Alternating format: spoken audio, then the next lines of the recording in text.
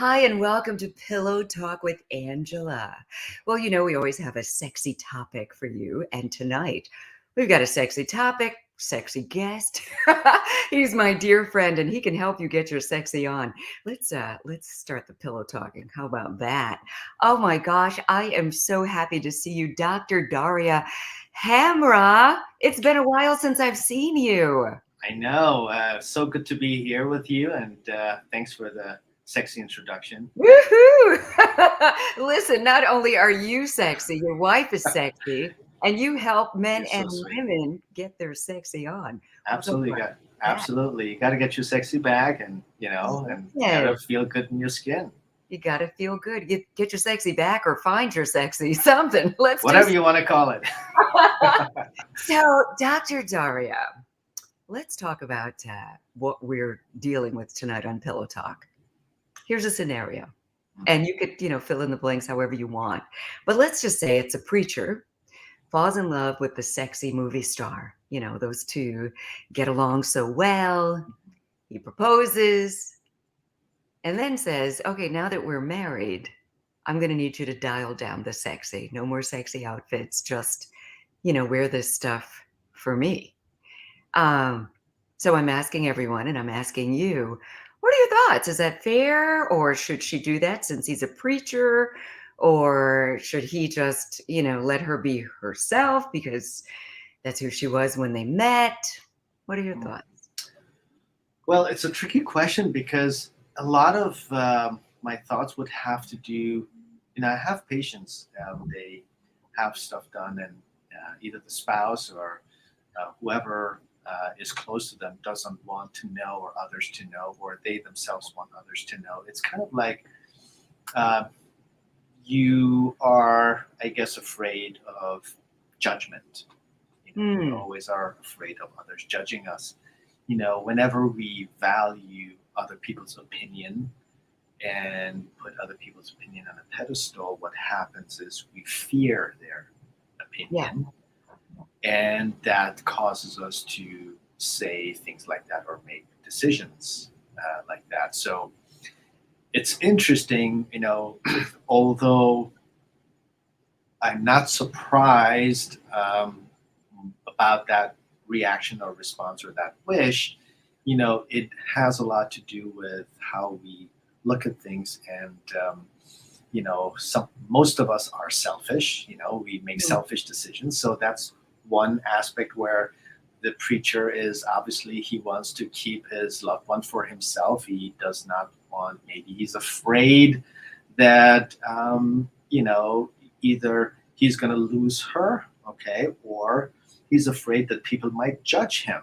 Yeah. The image, the whole The image. image, it's about the image. So there's a lot of angles here, a lot of reasons, or could be a combination of both. Yeah. So unfortunately, society creates this image and this picture of things, of us and others, and we feel we have to go by those, and if we don't, we'll be frowned upon, and if we judge, again going back to judgment, valuing other people's judgment, we will make decisions based on other people, and then, which is kind of a, you could call it disingenuine way Mhm. of living, and Yeah. it causes a lot of unhappiness and depression in a lot of people. That's why we have all these people that are depressed, and vice versa. People like you that are so genuine. I've never seen you without a smile, or Thank you. and so I think it's important. We have to ask ourselves a serious question: what makes us happy, as Hmm. opposed to how we're being judged or measured by. Yes. And I'm so happy that you say that because that's my feeling as well. Whenever someone is going to try to suppress someone else from being their authentic selves, that's the beginning of the end. Yes, I And mean it's the ultimate selfishness. I mean, yeah, it's basically putting someone's soul and being in a prison if because you're of our saying, own insecurities and fears. right, if you're It's saying now not that fair. you're married to me, even though this is who you were when I fell in love with you, Yes. don't be yourself anymore. And this whole topic was born out of, there was a, situation. Megan Good is this beautiful actress who was married to a preacher, and they recently announced their separation and divorce. Oh wow. And so a lot of people suspected that that was the issue. Well, let Uh, me tell you why that happens. For anything, like in this case, a relationship, to be long-term sustainable, yeah. it has to be free of any force. It has to be genuine. It has to come from inside. It shouldn't require a condition. Anytime you put a condition on something, you're already limited. So it's just a matter of time. So Yeah. that's why I guess a lot of people knew the writing was on the wall. And for the priest, unfortunately, what he feared exactly is what he created. Yeah. Yeah. Which is usually the case. What you fear, you're kind of Human creating. nature. It's human nature. So I love that. I love your perspective, and thank you for sharing. I mean, Of this was kind course. of thrown at you. I wanted your organic response. So Yes. yeah, It you rose was to a the very tricky question. It's very complicated, though. I and tried, hopefully, I put um, some perspective on it in this short yeah, period of time. an interesting perspective that's not Yeah. very common because we have people commenting on social media, and people are all over the place, and Yes. I love it. And, speaking of sexy, Mhm. people come to you. Well, describe what you do. I mean, triple board facial cosmetic surgeon. There's a lot that you do. Yeah, well, that has to do with mostly my training. My Mm, training involved in multiple stages, and so I didn't have to do all this training to be able to do what I'm doing today. But all this training helped me to be the doctor and the surgeon and the human being that I am today. Every experience, no matter how irrelevant or relevant it is to what you're doing today that you've done in the past, in some shape or form affects who you are today. And people look at surgeons like us as technicians, like we're mm, just doing stuff, but they forget about the human aspect that we deal with day in day out. mm. And that's the stuff that we actually not taught really in medical school because there's not enough time, and it's too, I guess, philosophical and spiritual for a scientific school because Mm. those kind of things are not really scientific. However, they're becoming part of the science now. The psychology of the patient that is undergoing transformation is now more and more talked about, even in scientific meetings. There are um, there are lectures now dedicated to those aspects now because we know the importance of them. We're not just surgeons or technicians, Yeah.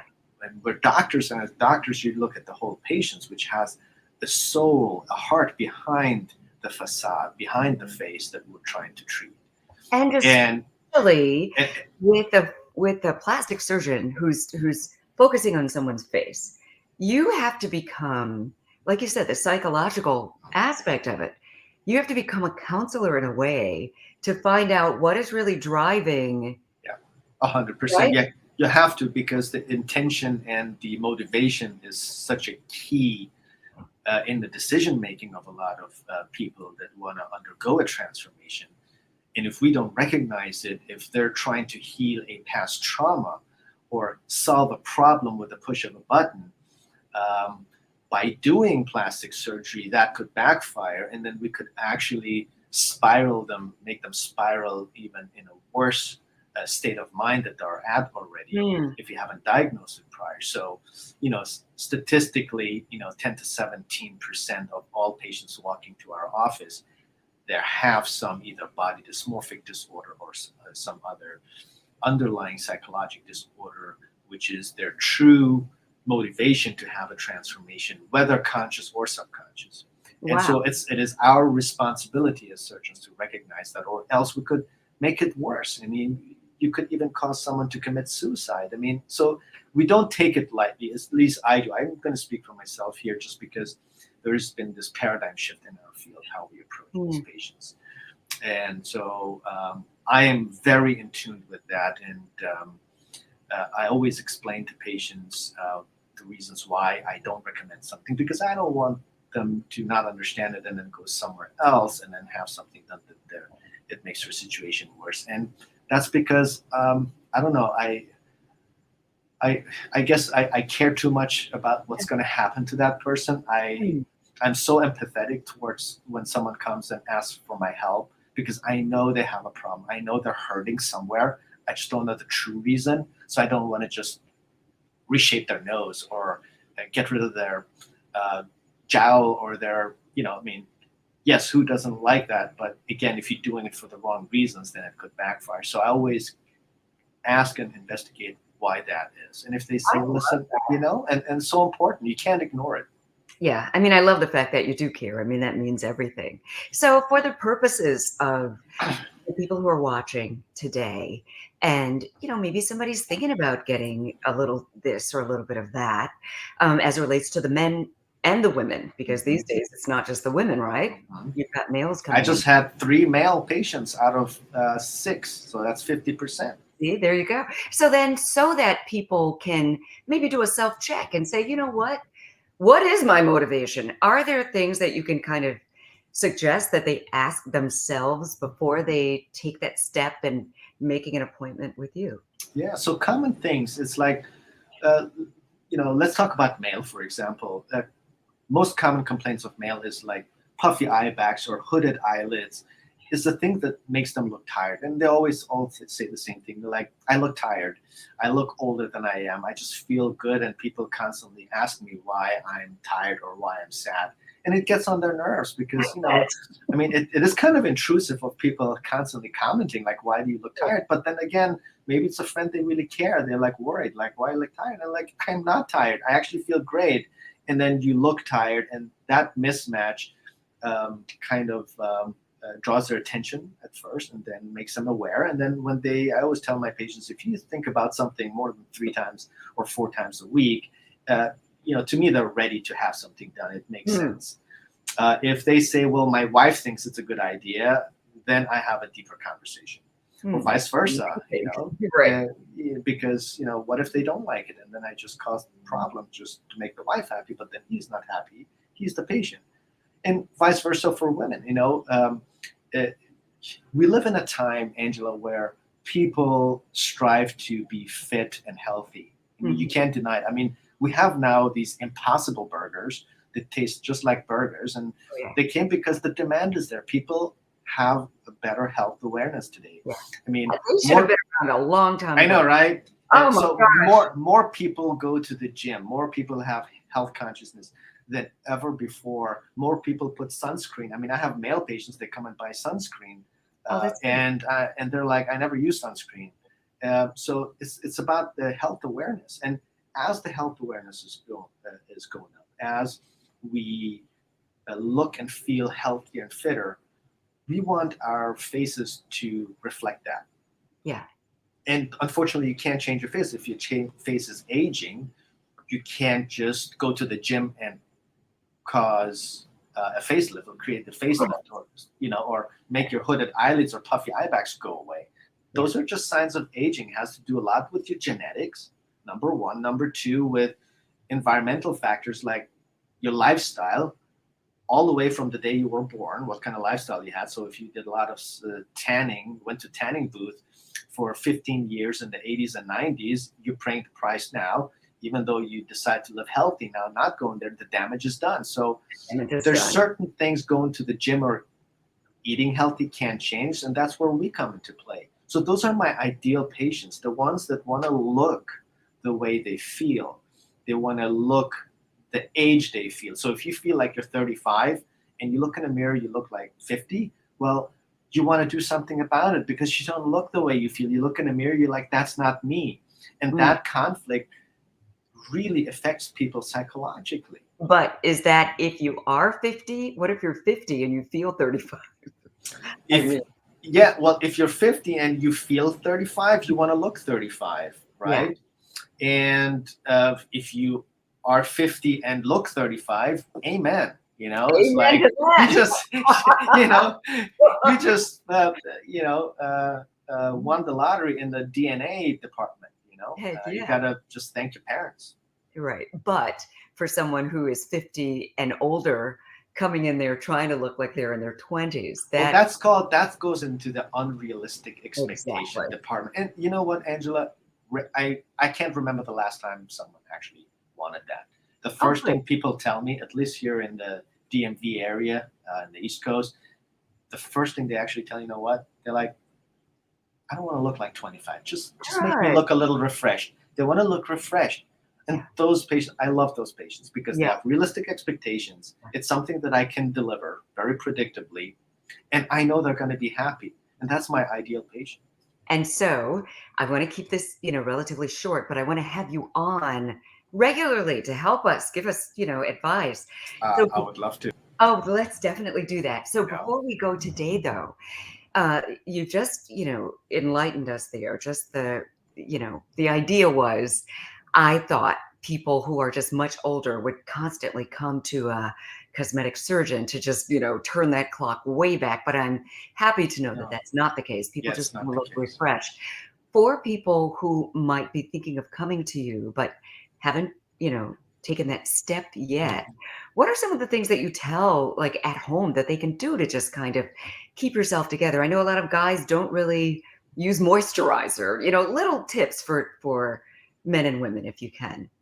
Number one, stop the damage. So damage control is number one. So all the things that you didn't do until now that you're supposed to, like put sunscreen on, eat healthy, hydrate, get sleep. Sleep is very much Yeah, like underestimated the values and the importance of sleep. You need 8 hours of sleep.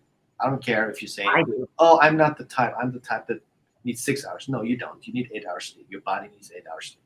So we always sell ourselves these stories, make ourselves believe why. Like my father never slept 6 hours. Okay, well you gotta sleep 8 hours. I'm sorry.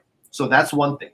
Nutrition, hydration, sunscreen, and then based on the things that can be done, for example, non-surgically. Let's say you're not ready for surgery, you can do things like Botox, which affect wrinkle creation. It's like if you have a beautiful leather couch and you sit every day on one end and not on the other end, they're going to wear differently. So Botox makes your skin wear and tear differently to a much slower pace because you're not cringing the skin through the muscles together. So it just relaxes the muscles. The other things are anti-aging skin products like certain serums that have vitamin C, vitamin E, vitamin B, hyaluronic acid, the stuff that your skin loses through through cold in the winter, sun in the summer. Those things, you can stop that. Basically, stop the bleeding. And with that, kind of get a little heads up. And other non-surgical um, technologies like radio frequency treatment that tighten the skin, that skin resurfacing like peels and lasers, all of those things, they buy you good 5 to 7 years. So if you just want to look refreshed without any downtime, you can do a lot. You just have to go to someone that specializes, who has all these tools in their box of tools, Mhm. so they don't just treat you with one hammer. A lot of people make the mistake, they don't do the research.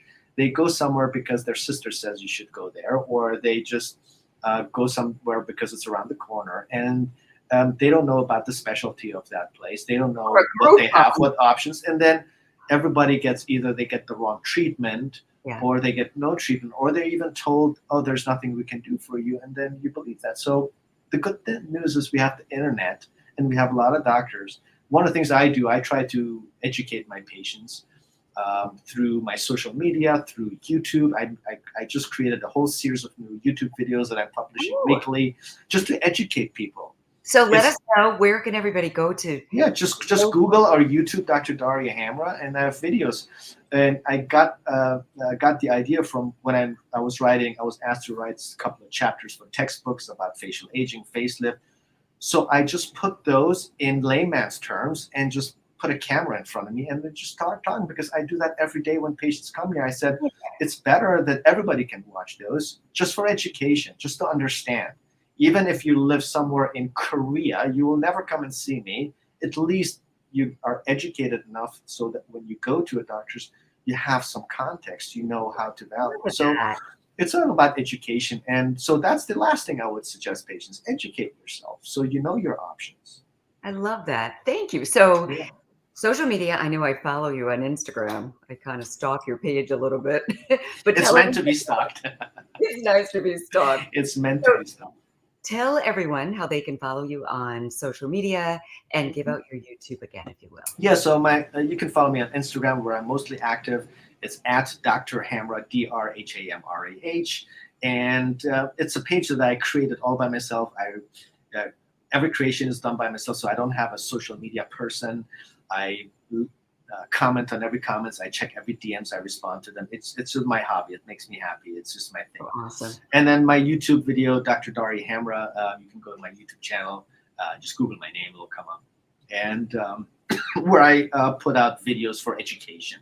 And also I have a podcast where I interview the most world-renowned plastic cosmetic surgeons and doctors of other specialties, where I educate my audience through storytelling, Hmm. and not just about profession, but mostly about life, happiness, success, entrepreneurship, how you find how basically tell stories of people that have succeeded, how they've done it. I And then you love can pick one or two gems out of that conversation, and they could change your life. Why it. am I doing it? Because some of those gems that I picked up on my way changed my life, and Beautiful. it's about sharing. Thank you. I love it. Thank you for joining us tonight. This is going to My be on pleasure. my YouTube channel and, of course, Facebook. And I think it's also going to be on.